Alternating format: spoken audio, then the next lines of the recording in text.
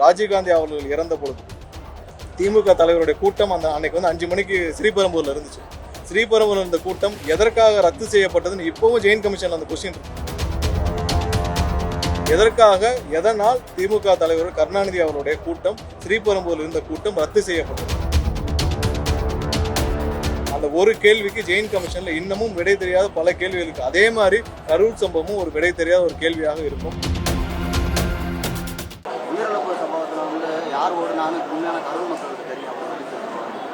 இல்லை, நாங்கள் தான் கேள்வி கேட்டோமே. அதாவது எஸ்பிக்கே தெரியல. கரூர்ல இந்த எஸ்பி என்னோட தான் இருந்தார்.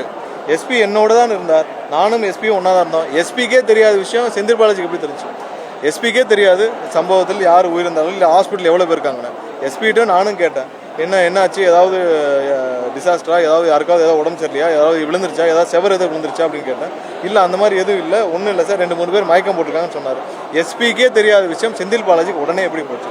செந்தில் பாலாஜி பக்கத்தில், அதாவது இவ்வளோ பெரிய ஒரு ஒரு மிகப்பெரிய தலைவர், அவரோட நிகழ்ச்சி நடக்குது, எல்லாரும் பக்கத்துலேயே ரூம் போட்டு காத்துட்டு இருந்தாரா? செந்தில் பாலாஜி ஜிஹெச்சுக்கு பக்கத்துலேயே ரூம் போட்டு காத்துட்டு இருந்தாரா? எப்படி உடனே 5 நிமிஷத்தில் அங்கே அந்த இடத்துக்கு வந்தார்?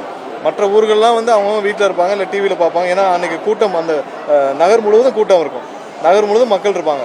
அப்போ அதையும் தாண்டி இவர் எதற்கு அங்கே காத்துக்கிட்டு இருந்தார்? ஸோ நிறைய விஷயங்கள், அதாவது திமுக மாதிரியான கட்சிக்கு நிறைய கேள்விகள், இன்னும் பதில் தெரியாத கேள்விகள் நிறைய இருக்குது. ராஜீவ்காந்தி அவர்கள் இறந்த பொழுது திமுக தலைவருடைய கூட்டம் அன்னைக்கு 5 மணிக்கு ஸ்ரீபெரும்பூர்ல இருந்துச்சு. ஸ்ரீபெரும்பூர்ல இருந்த கூட்டம் எதற்காக ரத்து செய்யப்பட்டதுன்னு இப்பவும் ஜெயின் கமிஷன்ல அந்த கொஸ்டின் இருக்கு. இது மாதிரியான விடை தெரியாத பல கேள்விகள் திமுக மேல இருக்கு. இப்போ வரைக்கும் அந்த கொஸ்டின் இருக்கு. எதற்காக எதனால் திமுக தலைவர் கருணாநிதி அவருடைய கூட்டம் ஸ்ரீபெரும்பூர்ல இருந்த கூட்டம் ரத்து செய்யப்பட்டது? அந்த ஒரு கேள்விக்கு ஜெயின் கமிஷன்ல இன்னமும் விடை தெரியாத பல கேள்விகள் இருக்கு. அதே மாதிரி கரூர் சம்பவமும் ஒரு விடை தெரியாத ஒரு கேள்வியாக இருக்கும். கண்டிப்பாக இது மக்கள் அனைவருக்கும் தெரியும். மக்கள் அனைவரும் பார்த்துட்டு இருக்காங்க. அது மக்களுக்கு தெரிஞ்சால் போதும்.